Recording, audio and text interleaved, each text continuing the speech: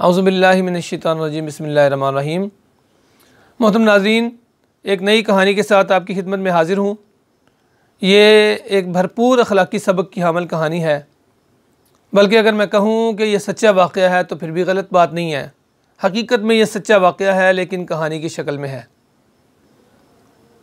नाज़रीन, हम ये कहते हैं हम वोट किसको दें। हम कहते हैं हम अपने वोट का हक़ किस तरह के फ़र्द के लिए इस्तेमाल करें। इसके हवाले से मुख्तलिफ़ फ़लसफ़े, मुख्तलिफ़ कहानियाँ, मुख्तलिफ़ नज़रिए हमारे माशरे के अंदर चलते हैं।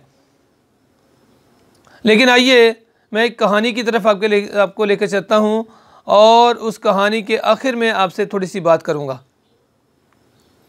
जी नाज़रीन, तो मेरी मुराद है एक ऐसा फ़र्द जो दूर, शहर से दूर, शहर की उस रंगीनियों से और शहर की उस सारी जो बूदोबाश की जो आला तरीन शक्ल होती है उस दौर में जो हो सकती थी, उससे दूर और शहर की मसरूफियात से दूर एक चरवाहा अपनी बकरियां चरा रहा है। और वो कई सालों से ये काम कर रहा होगा, लेकिन गुज़श्ता जो साल, 1.5 साल, 2 साल उसका गुज़रा है, वो बड़ा पुरअमन दौर गुज़रा है। तो अचानक क्या होता है, उसकी बकरी को भेड़िया उठा के ले जाता है, उसको खा लेता है, उसको चीर फाड़ कर देता है। और वो चरवाहा वहाँ पर पहाड़ियों के ऊपर खड़ा, जहाँ के से शहर की मसाफत जो है वो 2 से 3 दिन है कम अज़ कम, वहाँ पर खड़ा ये बात करता है कि आज लगता है हमारा खलीफा इस दुनिया में नहीं रहा। ये नाज़रीन, दोबारा दोहराता हूँ, दोबारा सुनिएगा। वो अनपढ़ है, वो गंवार है, वो जाहिल है, वो देहाती है, यही हमारे यहाँ अल्फाज बोले जाते हैं। तो वो क्या कह रहा है कि जब उसकी बकरी को भेड़िया उठा के ले जाता है तो वो कहता है आज लगता है हमारा खलीफा इस दुनिया में नहीं रहा। और फिर जो उसके पास बंदा खड़ा है वो कहता है ये तुम क्या बात कर रहे हो, ये तुम कैसी बात सुना रहे हो, तुम्हारी बकरी को भेड़िए ने उठाया और तुम कहते हो तुम्हारा खलीफा आज दुनिया में नहीं रहा। उसने कहा जाओ जाके पता करो। जी नाज़रीन, पता किया गया, लोगों ने पता किया शहर से जाके, और पता ये चला कि वाक़अतन जिस दिन भेड़िए ने बकरी को उठाया था, उसी दिन उस दौर का जो खलीफा था वो उसने अल्लाह के यहाँ अपना रख्त सफ़र बांधा था और वो फौत हो गया था। और पता है उसका नाम क्या था? तारीख़ के अंदर उसे 5वें खलीफा राशिद के नाम से जाना जाता है। मेरी मुराद हैं हज़रत उमर बिन अब्दुल अज़ीज़ रहमतुल्लाह अलैह। और आपको पता है उनकी कैफियत क्या थी? उनकी कैफियत ये थी कि एक वक्त ऐसा था जब वो खलीफा नहीं थे। उस वक्त सूरत हाल ये थी कि उनके तन के ऊपर जो कपड़ा होता था, बेहतरीन कपड़ा वो पहनते थे, बेहतरीन लिबास पहनते थे। जो उनकी खुराक थी वो आला तरीन थी। उस दौर के निज़ाम के मुताबिक उन्होंने लोगों की ज़मीनों के ऊपर कब्ज़ा भी किया हुआ था। आज भी होता है ना, किया हुआ था। लेकिन जिस दिन वो खलीफा बने हैं तो घर जाने से पहले उन्होंने वो सारी ज़मीनें जो जिनके पर कब्ज़ा किया हुआ था वो वापस कर दी, खुद रज़ाकाराना तौर पर लोगों के हवाले कर दी।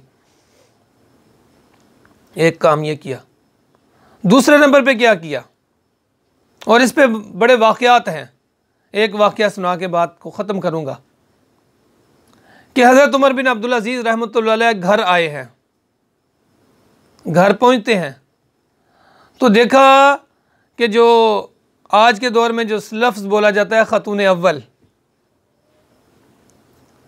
ख़तून अव्वल जो उनकी अहलियाँ हैं और को जो उनकी बेटियां हैं, वो दरवाज़े पे खड़े होके अपने घर के जो सरबराह हैं और जो उस इलाके के जो खलीफा हैं, खलीफातुल मुस्लिमीन हैं, उनका इस्तकबाल कर रही हैं, लेकिन मुंह के ऊपर आगे कपड़ा रखा हुआ है।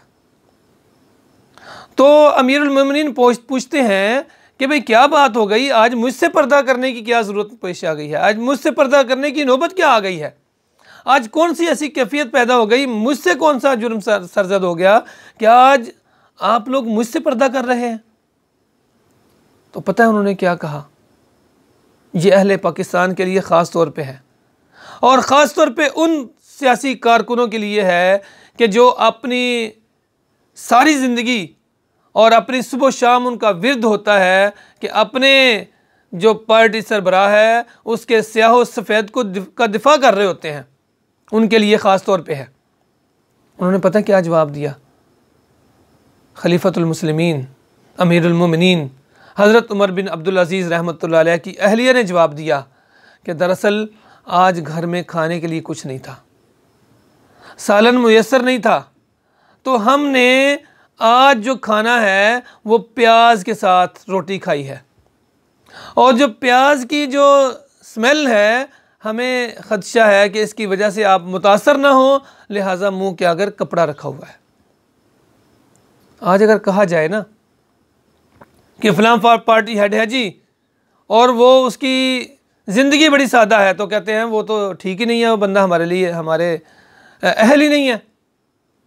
हमें तो वो लीडर चाहिए जो गाड़ी से उतरे उसके साथ 8-10 जो है वो गनमैन हो, जब वो खाना खाए उसके सामने बड़ा सा टेबल लगा हो, जब वो बाहर निकले उसके पास गाड़ियों की एक लंबी कतार हो, और फिर हम कहें कि ये इक़्तिदार का अहल है। वो घर में जाए तो करोड़ों जो वो जो है अरबों की ज़मीन का मालिक हो और वो सैकड़ों जो है वो एकड़ पर मुश्तमिल हो, तो फिर हम मानेंगे कि ये लीडर है। नाज़रीन, दुनिया का असूल यही है। आज भी रजब तैयब एर्दोगान को देख लें, उसकी अगर प्रॉपर्टी का पता कर लें आपको अंदाज़ा हो जाएगा। आज आप अमेरिकन सदर का जो है उसका ज़रा जायज़ा ले लें। मैंने एक मुस्लिम की बात की है, गैर मुस्लिम की बात की है। तो मैंने अर्ज़ की थी कि अगर हुक्मरान नेक हो तो क्या होता है, फिर दरिंदे भी अपने काम छोड़ जाते हैं। अगर हुक्मरान नेक हो, दरिंदे अपनी दरिंदगी छोड़ देते हैं।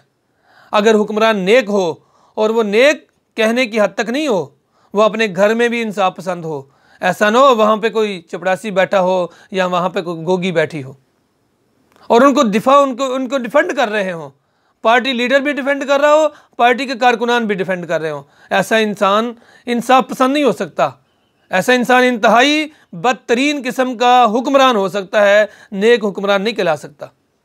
तो नाज़रीन, अगर हुक्मरान नेक होगा तो फिर क्या होगा, फिर दरिंदे अपनी दरिंदगी भूल जाएंगे। इसलिए आइए हम भी गौर करें, आइए हम भी जायज़ा लें कि कैसे इस मुल्क को तब्दील कर सकते हैं, कैसे इस मुल्क के अंदर इनकलाब आ सकता है, कैसे इस मुल्क का निज़ाम तब्दील हो सकता है। मैं पूरे दावे से कहता हूँ कि जमात इस्लामी के अमीर जनाब सिराजुल हक़ वो इसकी अमली तस्वीर है कि उनकी ज़िंदगी आज भी सादा ज़िंदगी है। वो एक जिस घर में रहते हैं वो घर सादा घर है। ऐसे हुक्मरान अगर आएंगे और उन्होंने साबित किया है, मैं मफरूज़े की बुनियाद पे बात नहीं कर रहा, आज जमात इस्लामी के कोई एक MNA, कोई एक MPA, हमारे सैकड़ों लोग जो हैं वो MPA रहे हैं, MNA रहे हैं, सेनेटर रहे हैं। हमारे लोग, जो बहुत बड़ी मिसाल है कराची की कि वहाँ पे हमारे 2 अफराद मेयर रहे हैं।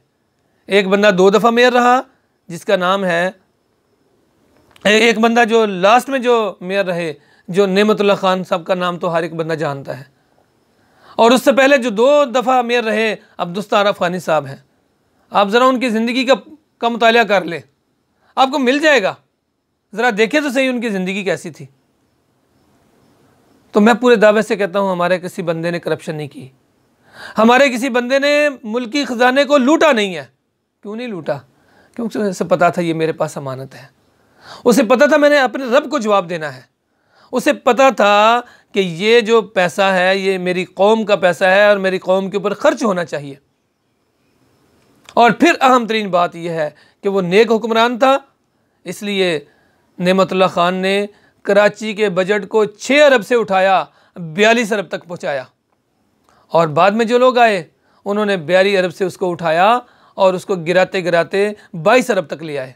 तो क्या बात है, वो भी एक इंसान, ये भी इंसान है, लेकिन फ़र्क क्या है, जब नेक हुक्मरान होगा तो फिर रब की रहमतें नाज़िल होती हैं, फिर अल्लाह की मदद शामिल हाल हो जाती है, और वो जो थोड़ा काम होता है वो उसके नताइज ज़्यादा बरामद होते हैं। इसलिए नाज़रीन, आइए अपने रवैये को बदलें, आइए अपने वोट देने के रवैये को बदलें, अपनी क़ियादत के इंतखाब के रवैये को बदलें।